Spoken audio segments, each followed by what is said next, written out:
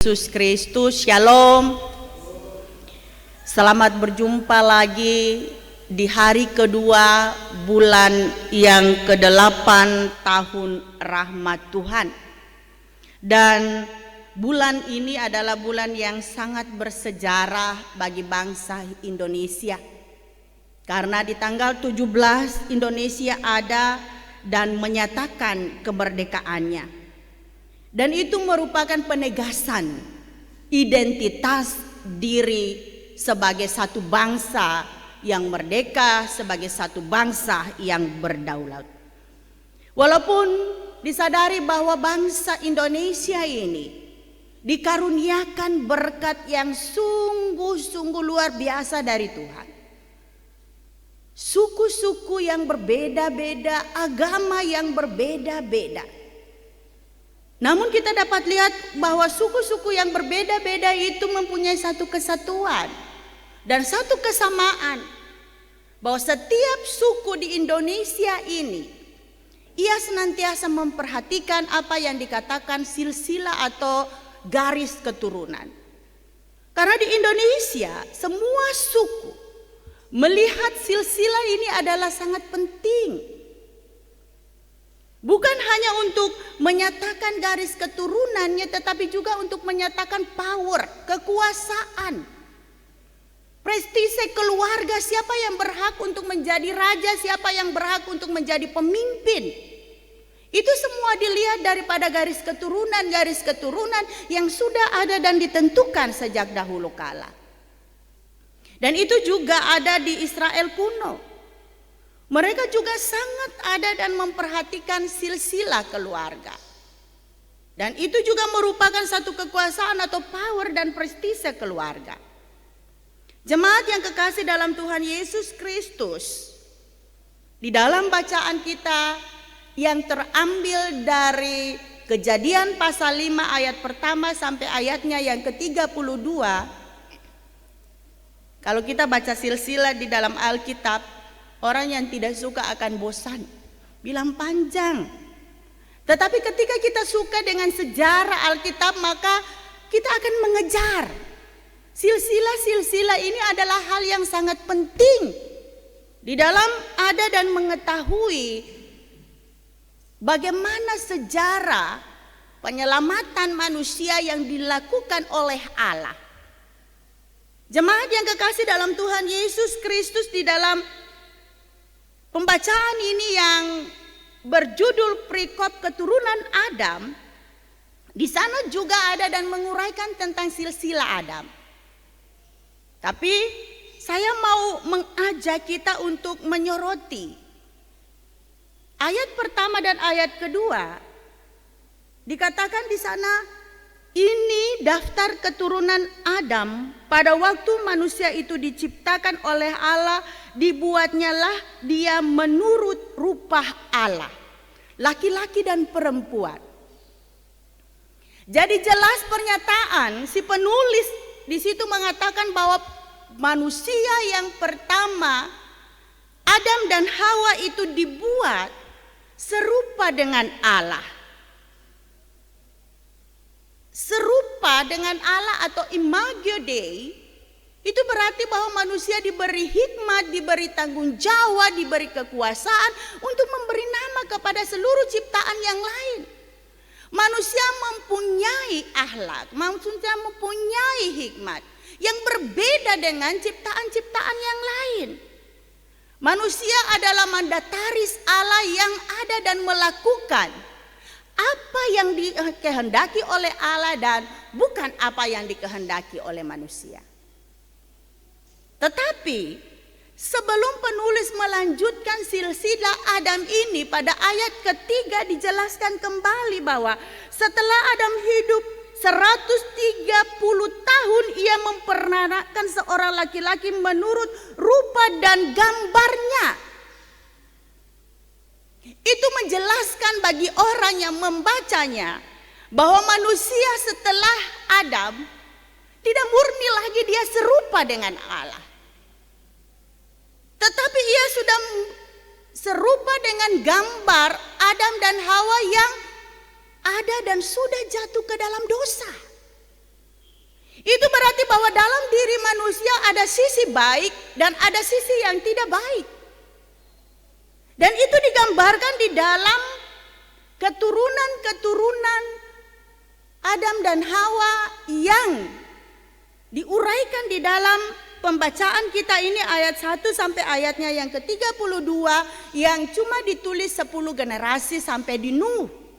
Dan ada penegasan bahwa Nuh adalah generasi yang memberikan sukacita dan dia akan ada dan melakukan banyak hal yang seturut dengan gambar Allah, seturut dengan citra Allah dan pemulihan Imago Dei itu.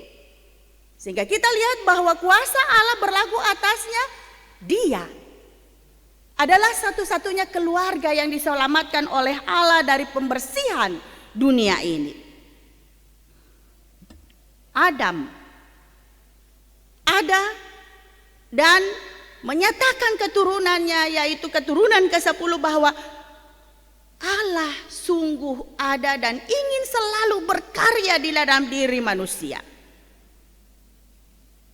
Dan sangat disadari bahwa mulai dari keturunan Nuh sampai Abraham, lalu Abraham kepada Daud, Daud ada berselang waktu pembuangan Israel ke Babel, lalu ada berselang waktu selama 14 keturunan itu kepada Yusuf dan Yusuf melahirkan Kristus. Banyak juga dosa-dosa lagi yang dilakukan oleh manusia sehingga Allah turun sendiri untuk memperbaiki citra manusia, Imago Dei yang Tuhan telah berikan kepada manusia itu. Allah sungguh komitmen dengan apa yang Ia telah lakukan di dalam kehidupan manusia. Allah senantiasa menginginkan bahwa manusia itu tidak kehilangan identitas dirinya. Manusia itu tidak kehilangan gambarnya. Manusia itu senantiasa ada dan menyadari siapa dirinya sebenarnya. Jemaat yang kekasih dalam Tuhan Yesus Kristus, melalui penulisan silsilah dan pengalaman iman yang kita ada dan lalui, maka kita akui sungguh bahwa setiap zaman manusia itu punya tantangan masing-masing. Manusia setiap zamannya tidak sama tantangannya. Zaman dulu, zaman purba sampai sekarang ini berbeda tantangannya. Dan melalui tantangan-tantangan kehidupan yang Tuhan ada dan biarkan terjadi, Allah tetap ada dan menyertai kita. Allah tetap dan ada menginginkan manusia menyadari bahwa ia harus hidup, ia harus berjuang, ia harus survival di dalam kehidupannya sebagai manusia yang tertinggi, ciptaan yang tertinggi dari Allah untuk ada dan memenangkan segala sesuatunya dengan segala baik, bukan menyerah. Jemaat yang kekasih dalam Tuhan Yesus Kristus, tema kita di minggu ini menjadi rupa Allah dalam iman dan karya. Mengarahkan seluruh kehidupan orang-orang percaya bahwa hidup ini ada karena Allah. Kita ada hingga saat ini oleh karena hanya kasih karunia Allah. Kita tidak mampu untuk bertahan. Kita tidak mampu untuk ada dan memenangkan tantangan zaman ini kalau bukan kasih karunia Allah. Dan juga tema ini mau mengajak kita untuk menyadari bahwa semua yang Tuhan ciptakan itu pasti mempunyai tujuan, apalagi manusia. Tuhan menciptakan manusia itu segambar dengannya mempunyai tujuan, dan semua orang diciptakan manusia dikatakan diberi talenta, diberi kelebihan, diberi kemampuan untuk berkarya, untuk mengekspos gambar Allah dalam dirinya, bagaimana ia ada dan melakukan talentanya itu di tengah-tengah kehidupannya, di dalam kesaksiannya sebagai orang-orang yang percaya. Untuk itu jemaat yang kekasih dalam Tuhan Yesus Kristus menyadari semua itu, tentu kita juga harus ada dan kembali merens kehidupan kita bahwa kita jangan melakukan apa yang kita kehendaki, tetapi mari kita lakukan apa yang Tuhan kehendaki dalam diri kita.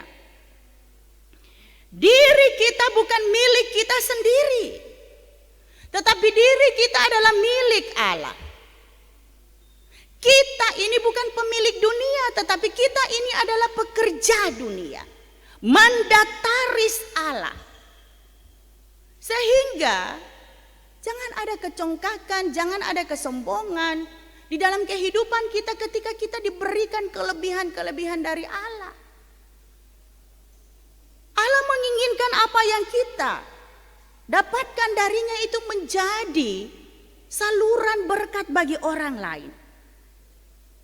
Demi untuk mewujudkan tugas dan tanggung jawab kita sebagai segambar dengan Allah. Jemaat yang kekasih dalam Tuhan Yesus Kristus, dalam firman Tuhan ini juga memperingatkan kita bahwa dunia ini tetap kita ada di dalam kesementaraan.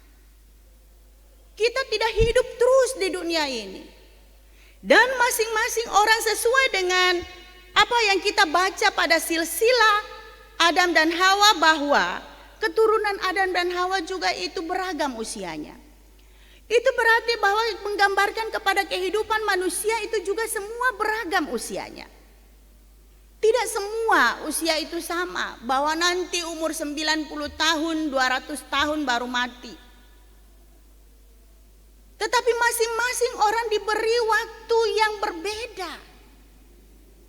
Sehingga firman Tuhan di saat ini mengajak kita bahwa mari menyadari itu, bahwa manusia yang segambar dengan Allah ini mempunyai keterbatasan waktu. Sehingga waktu yang Tuhan berikan, yang dikatakan di dalam kehidupan sehari-hari kita, umurmu, usiamu, pergunakanlah itu dengan sebaik-baiknya. Jangan menyia-nyiakan waktu sedetik pun. Ada pepatah orang bijak mengatakan bahwa perbuatlah kebaikan di hari ini seperti besok engkau akan mati.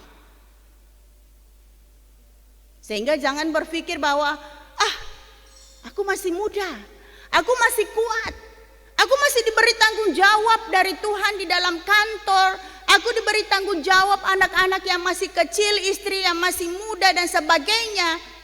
Masih banyak tanggung jawab yang belum saya lakukan. Tidak mungkin Tuhan ada dan mengakhiri kehidupan saya. Atau aku masih dan aku masihlah yang lainnya. Untuk itu jemaat yang kekasih dalam Tuhan Yesus Kristus, tantangan hidup orang percaya zaman ini berbeda dengan tantangan yang dihadapi oleh Nuh, tantangan yang dihadapi oleh Abraham, tantangan di dalam kisah perjanjian baru Yesus Kristus dan murid-muridnya. Tantangan yang kita hadapi zaman ini adalah melawan virus COVID-19. Saya katakan bahwa virus COVID-19 ini sangat luar biasa, yang merubah segala sesuatu dengan drastis, dengan cepatnya, tanpa mau ada dan tahu. Ia menjoroki orang, ia memaksa orang untuk mengikuti keinginannya, mengikuti caranya, mengikuti maunya. Tidak ada kompromi. Siapa yang melawan, mati.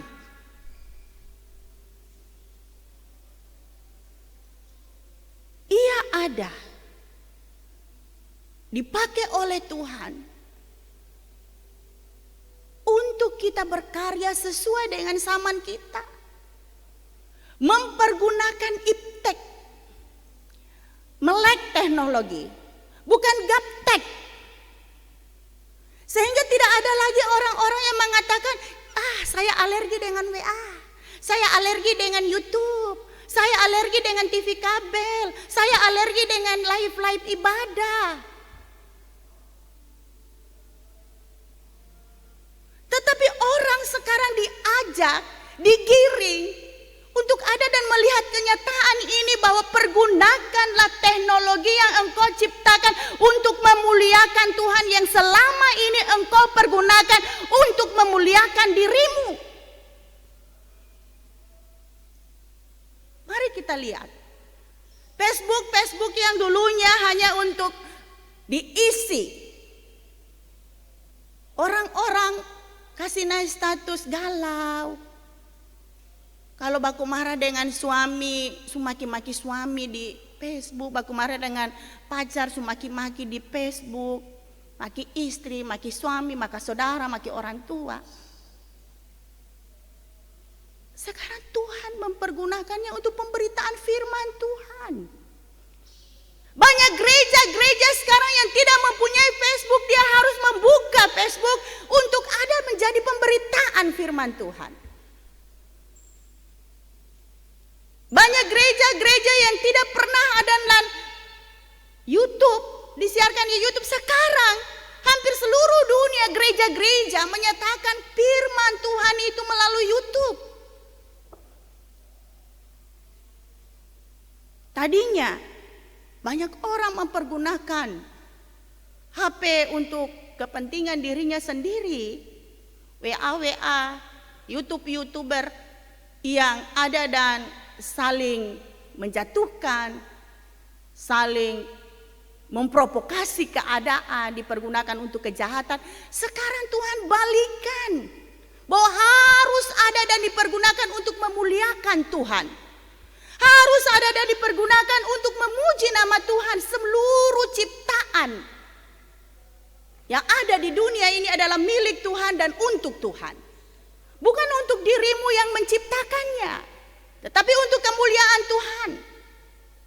Dengan cara Tuhan membalikan segala sesuatunya, menyadarkan segala sesuatunya. Sekarang semua melalui Iptek. Bukan saja ibadah, sekolah, belajar, berdagang, pertemuan virtual, bahkan juga cari jodoh. Sekarang semua ada dan dipergunakan Iptek. Siapa yang tidak mau ada dan mengakui itu, dia akan tergilas oleh zaman. Kalau bilang, beta saya suka buka WA, pamalas lalu mau buka apa rajin. WA grup sekarang marak. Di situ share segala sesuatu yang harus dibicarakan, karena kita dilarang untuk face to face. Untuk memutus mata rantai virus corona ini. Tetapi kita tidak dibatasi Tuhan untuk berkomunikasi, jarak boleh jauh. Tetapi komunikasi itu tetap instan. Tempat ibadah boleh ditutup. Tapi Tuhan mau mengatakan bahwa ada cara lain. Bahwa tubuhmu adalah juga rumah, bait Allah yang selama ini kita lupakan. Sehingga banyak orang yang mengotori tubuhnya. Banyak orang yang mengotori pikirannya. Banyak orang mempergunakan juga HP itu dan tidak baik. Menjudi online juga ada. Ya. Dan juga memasarkan seks bebas secara online juga ada. Sekarang Tuhan ada dan mau mengatakan, mari kita lihat keberadaan kita di zaman sekarang ini. Apapun dirimu, siapapun dirimu, sadarlah bahwa kau adalah segambar dengan Allah. Sehingga pergunakanlah waktu yang ada dan ingatlah bahwa hidup ini hanya sementara. Mari menjadi berkat bagi sesama. Tuhan Yesus sayang ketong semua.